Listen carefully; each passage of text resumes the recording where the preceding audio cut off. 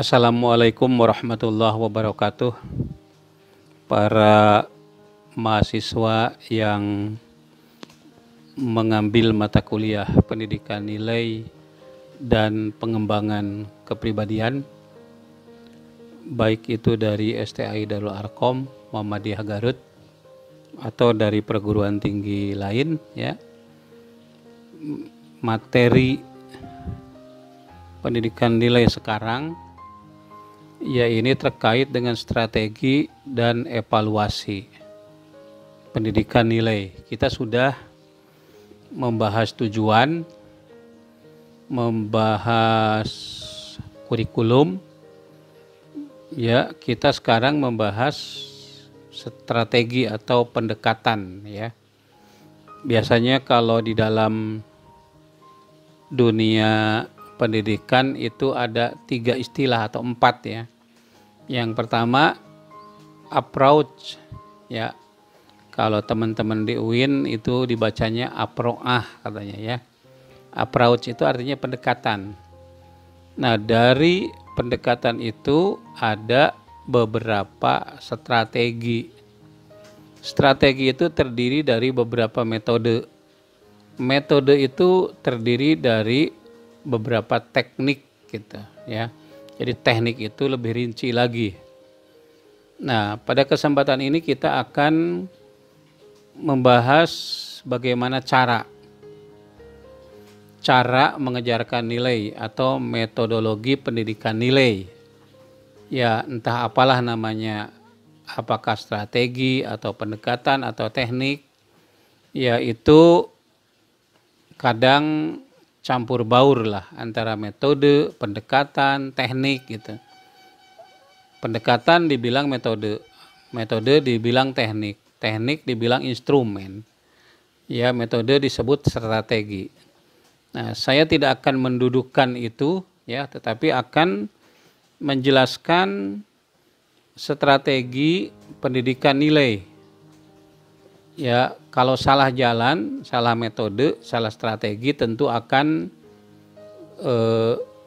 hasilnya pun tidak akan baik, ya. Buktinya apa? Banyak sekali pelajaran agama di sekolah, pelajaran kewarganegaraan atau dulu PMP. Tetapi moralitas dari anak bangsa ini tidak baik-baik juga gitu. Ini artinya apa? Metode dalam mengajarkan nilainya itu tidak pas. Karena waktu yang sangat singkat, ya, akibat COVID-19 ini, pembelajaran pun kita tidak maksimal. Silakan Anda kerjakan saja tugas-tugas yang saya berikan pada pertemuan ini. Nanti di deskripsi video ini ada tugas, itu laksanakan dengan sebaik-baiknya, ya. Praktekkan ketika mengajar nilai. Saudara sekalian, baik, kita mulai dengan strategi. Ini ada 5 pendekatan, ya, yang populer pada saat ini, ya. Nanti mungkin saya atau Anda akan menemukan pendekatan lain. Mungkin saja hal-hal yang baik dari pendekatan yang 5 yang akan saya jelaskan ini diambil, yang buruknya dibuang gitu, ya. Nah, baru kita mempunyai pendekatan baru. Namanya apa? Bisa saja pendekatan Hermawaniyah, karena yang membuatnya Pak Hermawan, ya.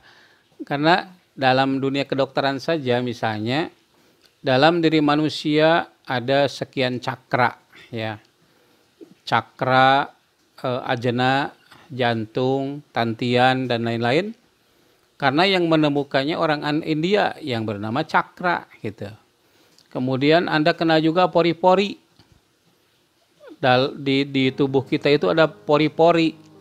Kenapa itu disebut pori-pori? Karena yang menemukannya seorang yang bernama Pori itu, maka disebut pori-pori. Kalau yang menemukannya Hilma, nanti Hilma namanya, ya. Nah, jadi itulah, ya. Kalau menjadi penemu itu biasanya menjadi nama apa yang ditemukannya, teori atau metode yang dia temukan. Baik, kita mulai. Pertama adalah pendekatan penanaman nilai. Penanaman nilai itu berarti nilainya sudah ada. Ya. Misalnya nilai iman dan nilai takwa. Nilai iman itu ada beberapa indikatornya. Nah, itu sudah ada dalam Quran. Kita tanamkan kepada peserta didik kita. Nilai takwa misalnya infak, ya, sedekah, nahan marah, itu sudah ada di dalam Al-Quran, di dalam hadis ciri-ciri takwa. Nah, kita tanamkan gitu. Itu yang pertama. Yang kedua, pendekatan perkembangan kognitif, ya. Nah, ini yang menemukan nilai itu adalah peserta didik gitu. Jadi bukan nilainya sudah ada, ya, tapi peserta didik yang menemukan nilai dengan metode tertentu, ya. Ya, lalu yang ketiga adalah pendekatan analisis nilai. Nah, ini juga nilainya belum ada. Jadi yang menemukan nanti para peserta didik. Yang keempat, klarifikasi, ya. Pendekatan klarifikasi atau values clarification teknik itu yang dikenalnya, ya. Saya punya bukunya nih, ada yang minjem, ya. Biasanya kalau meminjamkan buku itu tidak kembali. Maka saya tidak akan sekali lagi meminjamkan buku, ya, kepada para mahasiswa. Ya, karena saya sudah pernah punya buku 50 judul untuk satu mata kuliah. Lalu dibagikan kepada mahasiswa untuk di resume. Ya, resumenya tidak ada, bukunya tidak kembali. Ini entah angkatan berapa, ya, mahasiswa Staida itu gitu, ya. Jadi sekarang saya kapok meminjamkan buku. Nah, buku-buku yang penting yang sulit di toko, ya, itu hilang gitu. Nah, ini salah satunya adalah tadi PCT, ya, values clarification teknik gitu. Nah, ini juga peserta didik yang menemukan nilai. Nah, lalu yang kelima, ya. Kelima adalah pendekatan pembelajaran berbuat. Nah, nanti akan kita bahas satu persatu. Nah, dari 5 pendekatan ini nanti ada beberapa metode, masing-masing punya tujuan tersendiri. Yang pertama tadi penanaman nilai itulah yang cocok untuk kita karena kita sudah kaya dengan nilai, tinggal menanamkan nilai-nilai itu, ya. Kita sangat kaya. Di dalam Al-Quran itu ada ribuan konsep, ada ribuan konsep yang bisa ditanamkan kepada peserta didik. Beberapa keyakinan, beberapa nilai, ribuan nilai gitu, ya. Nah, baru yang tidak ada menggunakan metode-metode atau, ya, mereka menemukan padahal sebetulnya nilai itu sudah ada, tinggal memperkuat saja. Nah, baik, yang pertama, ya, pendekatan penanaman nilai. Ya, apa itu definisinya? Suatu pendekatan yang memberi penekanan pada penanaman nilai sosial dalam diri siswa. Ya, jadi itu sifatnya menanamkan. Kalau begitu benihnya sudah ada, ya. Ya, kalau kita menanam kacang berarti benihnya sudah ada. Tinggal ditancapkan, lalu dipupuk, dikembangkan supaya lebih subur lagi. Ya, Al-Quran menyebutkan fa'alhamaha fujuraha wa taqwaha. Allah mengilhamkan kepada jiwa itu yang fujur, yang buruknya, dan takwa, ketakwaannya itu sudah ada. Tinggal diperkuat, dikembangkan, ditumbuh kembangkan. Ditumbuhkan supaya lebih banyak bercabang-cabang, berkembang supaya lebih kuat lagi, lebih kokoh lagi gitu. Nah, lalu tujuannya apa penanaman nilai itu? Pendekatan penanaman nilai yang ada itu tujuannya, ya, iya, diterimanya nilai-nilai sosial tertentu oleh siswa, ya. Mungkin bukan nilai-nilai sosial doang, ya, tapi juga ada nilai-nilai nilai-nilai individual ya. Kalau nilai sosial kan misalnya tolong menolong, ya itu kan sudah umum, ya saling bantu, saling menyayang, ya satu sama lain. Nah itu sudah ada, tinggal memperkuat dari yang ada itu. Nah nilai-nilai ketakwaan ya, misalnya ridho, ya rendah hati, lalu ikhlas gitu. Nah itu perlu ditanamkan. Jadi tujuan yang pertama adalah diterimanya nilai-nilai sosial ya oleh peserta didik. Diterima karena apa? Karena diberikan kepada mereka itu. Yang kedua, iya, berubahnya nilai-nilai siswa yang tidak sesuai dengan nilai-nilai sosial yang diinginkan. Ya, misalnya ada siswa yang bohong, ada siswa yang tidak jujur. Nah, itu harus diubah dari bohong menjadi jujur, dari dengki menjadi menjadi toleran misalnya, begitu ya. Jadi mengubah hal-hal yang buruk ke arah yang lebih baik ya.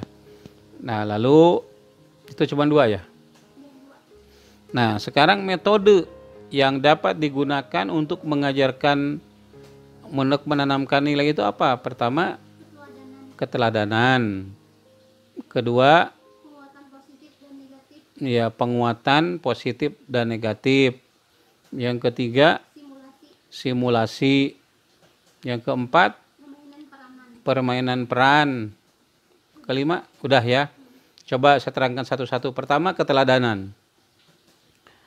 Kenapa orang Jawa kalau ngomong pakai o? Ya ojo ngono toh. Nah, kan pakai o gitu.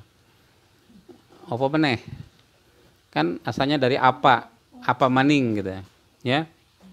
Kok jadi ini opo meneh ngono.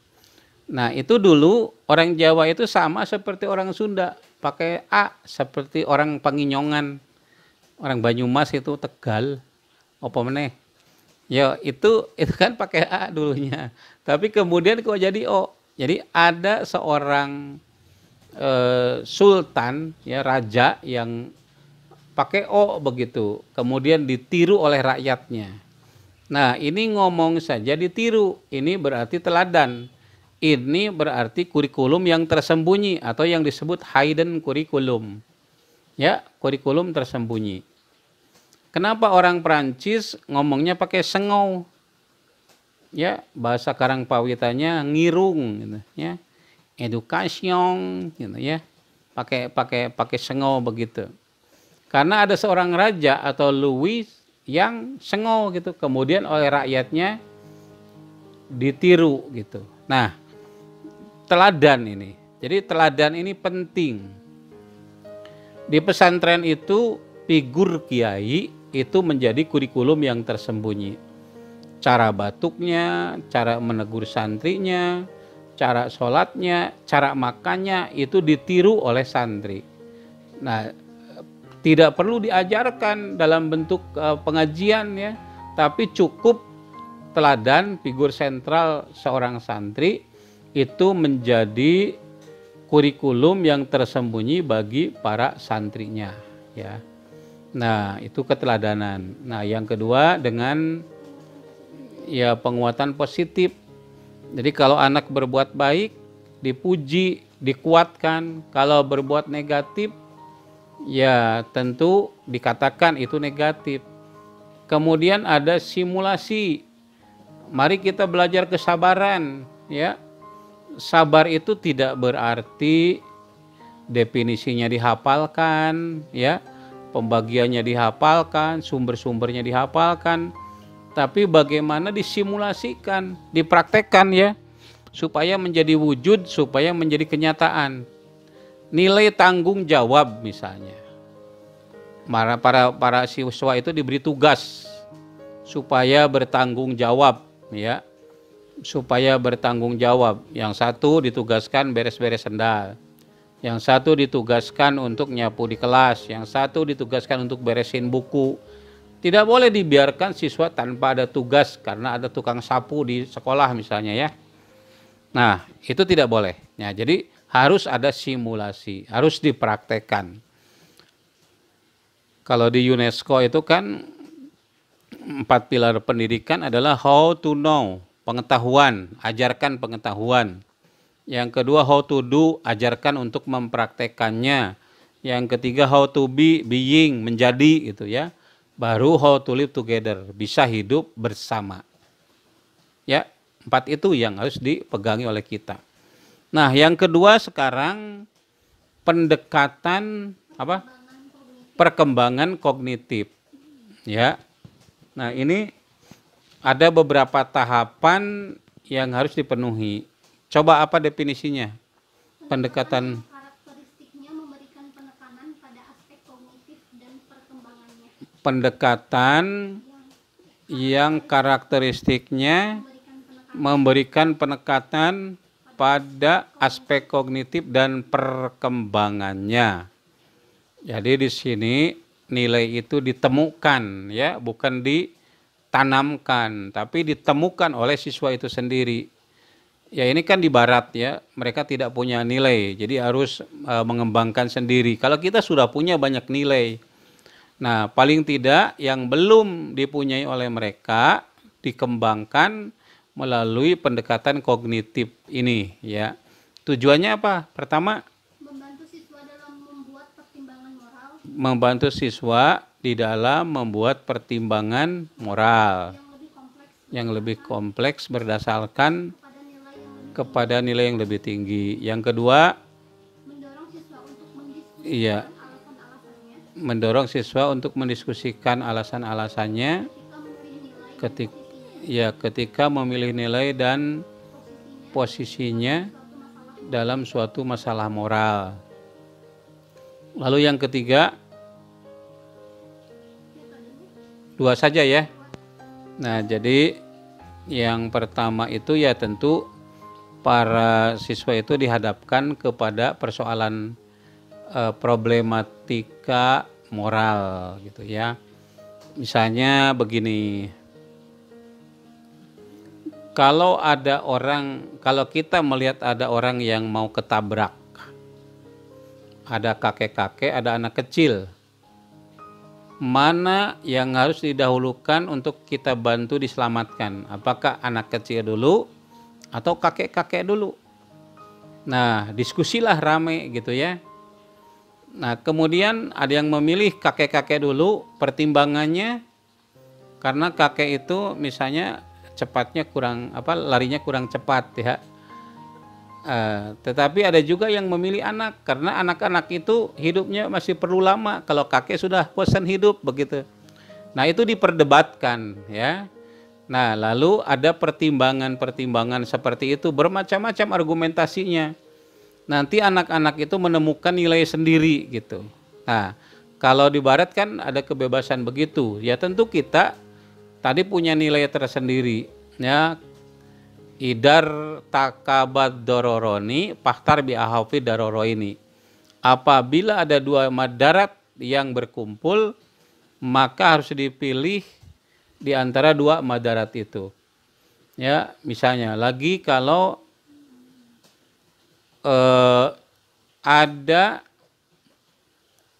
anak yang menangis pada saat sholat, apakah sholat dulu atau selamatkan dulu anak yang menangis? Nah, terjadi perdebatan itu ya, debatkan begitu. Nah, itu contoh ya. Lalu metode yang digunakan untuk diantaranya adalah diskusi kelompok metodenya. Itu saja ya. Ya, itu diskusi kelompok yang dapat dilakukan. Nah, lalu yang ketiga, pendekatan analisis nilai. Ya, pendekatan. Tujuannya apa definisinya? Pendekatan yang memberikan penekanan pada perkembangan kemampuan siswa untuk berpikir logis dengan cara menganalisis masalah yang berhubungan dengan nilai-nilai sosial. Itu bisa dibaca ya di deskripsi. Kemudian tujuannya apa? Pendekatan analisis nilai ini. Membantu siswa untuk menggunakan Iya, kemampuan berpikir ya membantu siswa untuk menggunakan kemampuan berpikir. Ya, berpikir logis dan penemuan ilmiah dalam menganalisis masalah-masalah sosial. Ya, yang berhubungan dengan nilai moral tertentu. Nah, yang kedua, membantu siswa ya, menggunakan proses berpikir rasional membantu siswa untuk menggunakan proses berpikir rasional, ya, dan analitik dalam menghubungkan, ya, dan merumuskan konsep tentang nilai-nilai mereka, ya. Nah, lalu metode yang digunakan untuk mengajarkan analisis moral itu ada metode apa saja itu? pembelajaran secara individu atau kelompok, Ya, pembelajaran secara individu atau kelompok. masalah-masalah sosial yang memuat nilai moral, Ya, terus ya penyelidikan kepustakaan, penyelidikan kepustakaan, penyelidikan lapangan, dan diskusi kelas berdasarkan kepada pemikiran rasional. ya, dan diskusi kelas gitu ya. Nah, itu metode ini kok jadi gatal hidung ini kenapa ya?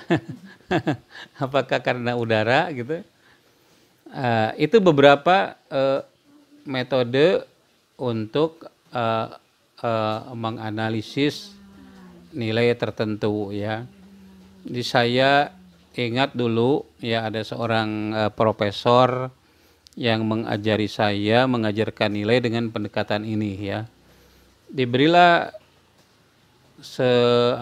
satu lembar koran ya, satu artikel dari koran ya, ada suatu peristiwa tertentu, kemudian disuruh untuk membaca lalu menganalisa ya nilai-nilai apa yang terkandung di dalam peristiwa tersebut gitu ya.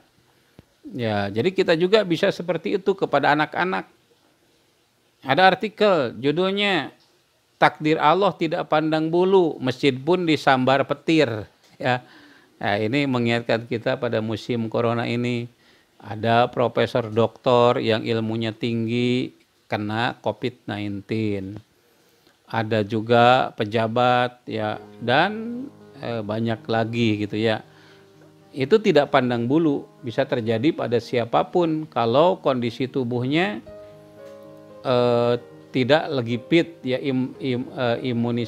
tingkat imunitas tubuhnya kurang baik, itu bisa terkena juga. Nah, lalu kita diskusi misalnya tentang ridho terhadap takdir ya, itu bisa saja ya kita menemukan nilai-nilai tersebut dalam peristiwa ya. Nah, lalu yang keempat ya, pendekatan klarifikasi nilai atau values clarification technique. Ya, apa itu definisinya? Pendekatan yang memberikan penekanan pada usaha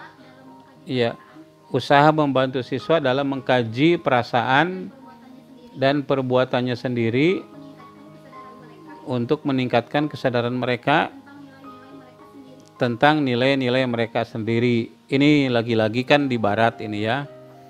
Jadi nilai itu ditemukan dari diri mereka sendiri ya. Ini dosen saya yang ahli dalam bidang ini ya, itu pernah mengajarkan teknik klarifikasi ini. Saya memberikan contoh ya kepada para siswa, mahasiswa saja gitu ya. Anda bisa memberi contoh kepada para siswa ya ketika mengajar. Coba sebutkan 5 hal yang paling baik menurut kalian. Kemudian coba sebutkan yang paling jelek menurut kalian. Baik dulu atau jelek dulu? Jelek dulu lah ya. Supaya nanti sudah jelek jadi baik, itu namanya husnuzon. Husnul khotimah ya. Kalau baik dulu baru jelek itu namanya su'ul khotimah. Jadi pada kolom A diberi yang buruk ada 5. Kemudian yang baik ada 5. Jadi yang buruk dulu ya. Apa yang buruk itu misalnya nomor 1 bohong gitu ya. Yang baik apa? Jujur. Nah, itu namanya restrukturisasi atau apa namanya ya? Menyusun kembali yang ada di pikiran asalnya buruk menjadi baik gitu. Apa yang buruk itu bolos. Nah, kemudian yang baik itu apa? Misalnya ya tidak bolos, datang pada waktunya dan pulang pada waktunya untuk ke sekolah katakan. Nah, ini adalah values clarification teknik klarifikasi nilai. Jadi tidak harus mengajari ini yang baik, ini yang buruk, tapi nanti setelah ditemukan ini yang buruk menurut mereka, ini yang baik. Nah, kemudian nanti yang baiknya diperkuat, yang buruknya nanti dieliminasi atau direduksi gitu atau dibuang sama sekali ya. Atau juga disodorkan kepada peristiwa-peristiwa tertentu. Nah, ada bukunya ya tentang klarifikasi nilai ini, tapi bukunya tadi punya saya hilang ya, dipinjamkan pada seseorang tidak kembali. Nah, yang terakhir ya mengenai strategi pendidikan nilai itu pendekatannya adalah pendekatan pembelajaran berbuat. Nah, perbuatan-perbuatan yang menunjukkan pada praktek nilai tertentu. Kasih sayang itu nilai, kan itu masih abstrak. Lalu realnya seperti apa? Anak disuruh mempraktekkan mengerjakan sesuatu gitu bareng-bareng. Nah, di situ praktek saling menolong. Praktek saling memberi ya, perhatian ya, silih asah, silih asih, silih asuh. Nah, itu contoh prakteknya gitu ya. Dapat dilihat di lapangan gitu. Nah, metodenya itu sudah dilihat di situ. Kemudian tujuannya sudah ada. Jadi maksud di sini adalah bagaimana supaya nilai-nilai yang abstrak itu menjadi suatu kenyataan. Silakan Anda selamat mempraktekkan ya di sekolahnya masing-masing. Tidak harus ada mata pelajaran pendidikan nilai, pendidikan kepribadian, tetapi bisa dipraktekkan di dalam berbagai mata pelajaran yang ada di sekolah. Nah, yang terakhir uraian kita pertemuan terakhir yaitu cara mengevaluasi. Saya sering bertanya, kenapa yang di ujian negarakan kok cuman matematika, bahasa Indonesia, apalagi bahasa Inggris? Ya, karena yang diukur aspek kognitif. Ya, bagaimana dengan afektifnya, dengan kepribadiannya kok tidak diukur? Katanya sulit ngukurnya. Sulit ngukur itu bagi yang bodoh, ya, bagi yang tidak tahu gitu. Yang tidak tahu pendidikan nilai, pendidikan kepribadian. Bagi yang tahu ya tentu gampang ya, ada alat ukurnya. Jadi masing-masing nilai, katakanlah kalau menteri sudah menetapkan ada 12 nilai ya core value ya. Jadi yang kurang di negara kita itu adalah core value. Ya, inti dari nilai yang ada di Indonesia ini.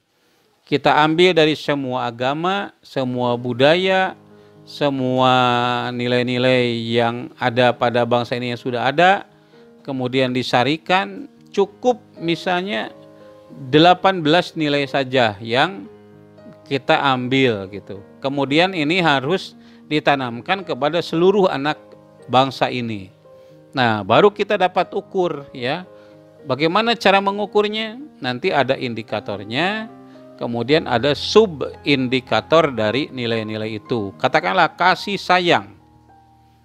Ya, indikatornya apa saja? A, B, C, D. Lalu sub-indikatornya apa? Nah, itu bisa digunakan untuk menilai ya moral atau apa norma-norma tertentu begitu. Baik saudara sekalian, ada beberapa hal yang diukur dari pendidikan nilai itu, yaitu mengenai kemampuan, ini sudah paham semua. Yang kedua adalah mengukur kepribadian. Nah, bagaimana caranya atau teknik yang digunakan apa?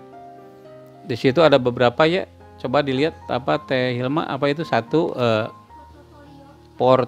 portofolio. Nah, portofolio kan kalau yang kuliahnya di pendidikan ini pasti tahu portofolio. Ya, misalnya mengenai kehadiran dicatatkan dalam sebuah jurnal, mengenai kata-kata dicatat, mengenai tingkah laku dicatat. Ya, nanti yang menonjol dari mereka itu apa? Itu mengukur kepribadian. Ya, bisa dalam bentuk portofolio ya. Kemudian yang kedua, ya catatan observasi. Jadi Pak portofolio itu misalnya tadi ya, anak itu kita sudah memberikan silabus sebanyak 12 pertemuan. Nah, masing-masing pertemuan silahkan para siswa itu menuliskan apapun yang ada kaitan dengan materi yang diajarkan. Ya, baik satu lembar, setengah lembar, mau fotokopi, mau apa, terserah. Kemudian itu dinilai. Kemudian yang kedua, catatan. Catatan hasil observasi. Guru itu bisa menilai peserta didiknya. Bagaimana cara duduknya, bagaimana cara berdirinya, cara belajarnya, mengenai sholatnya, ya, mengenai tata sopan santunnya, perkataannya, perbuatannya, tanggung jawab itu bisa dicatat oleh gurunya. Nah, oleh karena itu nilai apa yang ingin ditanamkan pada anak, dibuat pedoman observasinya gitu. Observasi untuk anak-anak itu. Kemudian yang ketiganya wawancara ya. Diajak bicara, wawancara partisipatif. Jangan kelihatan ini sedang mewawancarai, tapi ini ngobrol biasa, dialog biasa.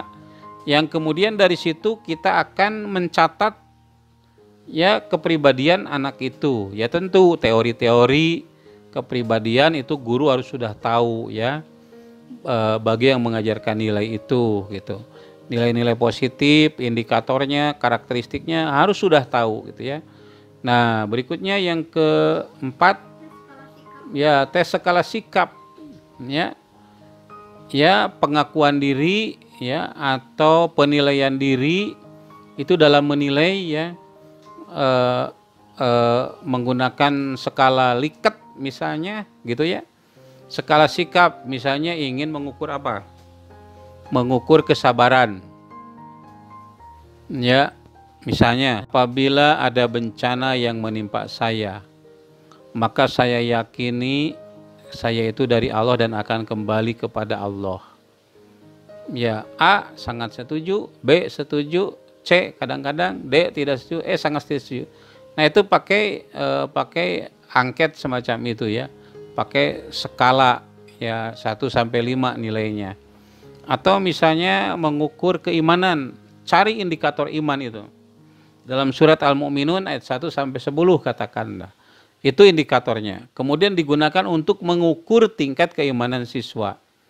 Tapi harus jeli juga, bukan hanya kalimat positif saja, tapi juga gunakan kalimat negatif begitu ya. Nah, kemudian ada lagi yang berikutnya ya inventory kepribadian. Lalu proyektif ya, waktu yang cukup dan terus menerus itu maksudnya ya. Jadi dilakukan semua teknik penilaian itu seperti itu. Jadi sehingga ketahuan, guru itu akan tahu bagaimana perkembangan kepribadian dan nilai anak-anak itu. Saudara sekalian, itu saja ya pertemuan kita ya. Nanti kalau waktu leluasa itu kita bisa menerapkan strategi atau pendekatan-pendekatan mengajarkan nilai kepada peserta didik kita sehingga kita berhasil seperti di Jepang, di Brazil, ya tingkat kejujuran sih di Belanda, di Perancis itu mereka sudah sangat bagus gitu. Kenapa? Mereka ketika ujian mereka tidak mau nyontek, ya. Mereka tidak mau nyontek. Ada dosanya saja kita itu mau nyontek, mereka kok tidak gitu. Ini berarti pengajaran nilainya itu berhasil, ya. Saudara sekalian, mohon maaf dari keseluruhan pertemuan tentu tidak akan memuaskan karena memang saya bukan alat pemuas, ya. Dan semua tugas silakan kerjakan.